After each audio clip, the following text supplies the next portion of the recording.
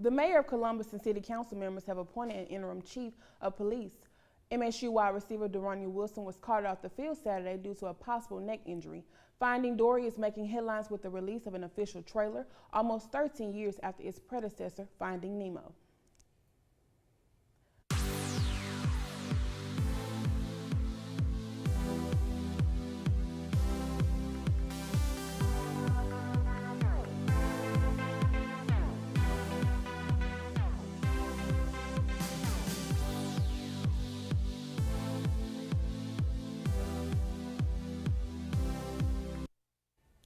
Protesters on the University of Missouri campus made controversial statements regarding the presence of their story in the news. Welcome to Maroon 360. I'm Katrina Smith. And I'm Blake Scott. With our top story, an international manhunt is underway for one of 3 brothers suspected in Friday's ISIS terrorist attacks on Paris.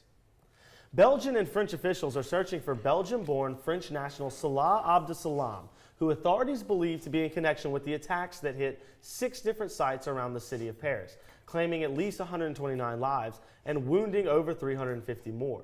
It's believed that one of Abdelam's brothers was killed in the attacks while the other is in police custody. 7 of the other known attackers were also killed in the travesty. An airstrike was ordered by the French in Syria as an almost immediate retaliation on the Islamic State.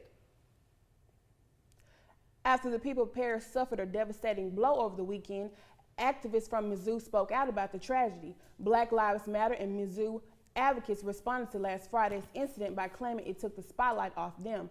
Racial tensions has been rising on Mizzou campus amid a hunger strike and the president's resignation. They announced on social media sites such as Twitter that the Paris calamity abolished the struggle they've been having on Mizzou. They also stated how they felt their response for help has been neglected.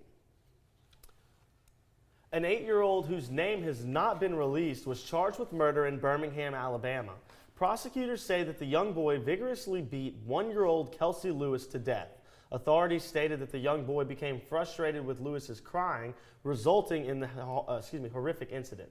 The adolescent and 4 other siblings were left home alone while the parents went out clubbing. Lewis suffered from head trauma and internal organ damage. The mom, Katira Lewis, 26, was charged with manslaughter, and the 8-year-old was charged with murder. The Birmingham Police Department reported this is the youngest person ever charged with murder in the city. After receiving intense criticism for ordering the removal of a 1-year-old from the care of her same-sex foster parents last week, Utah Judge Scott Johansson has since retracted aspects of his original filings as the infant remains in the care of foster parents April Hogan and Becky Pierce. Johansson looked to remove the child from the care of the couple, and research shows children in homosexual homes do not fare as well as ones in heterosexual homes. In Johansson's modified order, he said he was focused on the well-being of the child rather than their own beliefs. Hogan and Pierce plan to pursue adoption of the child with the support of the birth mother. Columbus has appointed an interim police chief in the wake of former Chief Tony Carlton's resignation. 32-year veteran Captain Fred Shelton was awarded the temporary position by a unanimous vote, while the mayor and city council look for a permanent hire. Shelton has been handling the day-to-day duties of chief since Carlton's resignation. The search for a new police chief began last week and will continue until mid-December. Fred Shelton says he plans to add his name to the list of applicants in the national search. MSU's Food Security Network is partnering with the Student Association and Airmark to sponsor a block-by-block meal program for the college community without the adequate resources for meals. Participants are given more than 10 block meals that can be used at the Perry Cafeteria and or the Fresh Food Dining Company on campus. Participants are also informed about the local food pantry in town. Students can contact coordinator of the program at MSU Food Security Network at msstate.edu or stop by the Maroon Volunteer Center on campus for more details. 2 women were caught on a convenience store surveillance tape twerking on a customer back in October in Washington, D.C.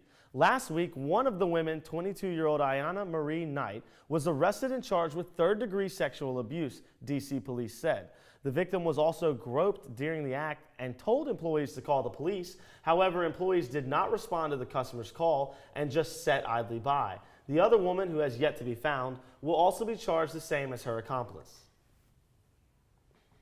Coming up after the break, Thad Fairley has information on a big upset in MMA and other national sports stories. Stay tuned.